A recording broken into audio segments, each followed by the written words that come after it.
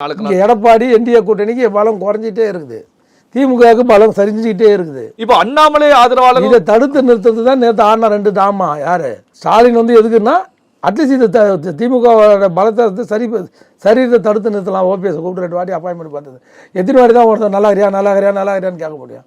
காலைல கேட்டார், திரும்ப தனியாக போய் பிள்ளையோட போய் வீட்டில் போய் கேட்க வேண்டிய அவசியம் என்ன? அவர் வராதுன்னு சொன்னதுக்கப்புறம் எதுக்கு விழுந்தடிச்சிட்டு வம்படியாக போய் பார்த்தார் ஓபிஎஸ்? இல்லை, பார்க்கில் ஸ்டாலின் அவர்களை தனியாக சந்திச்சாங்க.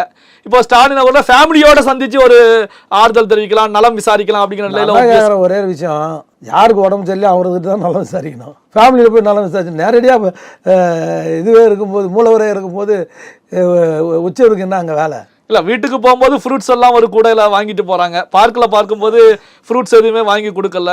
இதெல்லாம் ஒரு காரணமா? இத்தனை நாளாக பார்க்காதுங்க, நேற்று ஏன் பார்க்குறீங்கன்னு தான் கேட்குறேன். இத்தனை நாளாக எது தடுத்துது? இப்போ எதுக்கு இது கேட்ட யார் தூக்குறது உங்களுக்கு? இப்போ ஸ்டாலின் அவர்களை ஆயுதமாக ஓபிஎஸ் பயன்படுத்துகிறாரா, ஓபிஎஸ் அவர்களை ஆயுதமாக ஸ்டாலின் பயன்படுத்துகிறாரா? 2 பேரும் ஒருத்தர் பயன்படுத்திக்கிறாங்க இந்த விஷயத்தில்.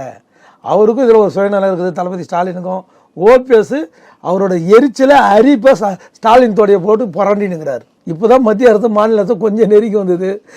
இந்த நிகழ்வுனால திரும்ப மத்திய அரசு மாநிலம் திரும்ப புட்டுக்கிற நிலைமைக்கு போயிடுச்சு. தளபதி ஸ்டாலின் போய் மோடியும் சந்திரபாபு நாயுடு ஆச்சும் போய் பார்த்து சமரசம் பேசிட்டு வந்தோடனே இப்போ ஓபிஎஸ் இவங்க பக்கத்தில் உட்கார வச்சோடனே அந்த கடுப்பு திரும்ப அந்த சமரசம் தோல்வியில் முடிஞ்சிடும் தான் சொல்லணும் நினைக்கிறேன். இது தளபதி குடும்பத்துக்கு நல்லதில்லை.